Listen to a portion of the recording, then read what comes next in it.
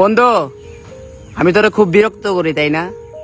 বুঝি মামা, বুঝি বুঝি সবকিছুই বুঝি, আমি তোরে বুঝতে দেই না। তুই মনে কষ্ট পাবি যে আমি তোরে বুঝতে দেই না। শোন মামা, একটা সময় এই বন্ধুরা পাবি না, খুঁজলেও পাবি না, এরকম টর্চ লাইট দিয়া খুঁজবি পাবি না মামা। একটা সময় তোর কাছে টাকা থাকবো, সবকিছু থাকবো, এই বন্ধুরা থাকবো না। এই নানান কাজে কামে ব্যস্ত হয়ে পড়বো, হয়তো বা বিদেশও পাড়ি দিতে হইব ফ্যামিলির দায়িত্ব নেওয়ার জন্য। হ্যাঁ, সময়টা দিতে পারতাম না তখন।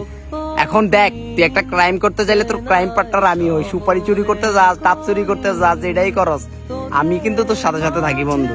আমি তোর বিরক্ত করি? হ্যাঁ, তোর গার্লফ্রেন্ডের সাথে যদি এখন ঝগড়া হয়, তোর আমি আবার ঠিক করে দেই তোর গার্লফ্রেন্ডের লগে। তোর মুখটা কালো দেখলে আমার বুকটা ফাইটটা যায় বন্ধু। হ্যাঁ, তোর লগে যদি এখন কোনো কেলো ঝগড়া বাজে বন্ধু, দূরেই আগে এই তোর বন্ধু এটা যাইব।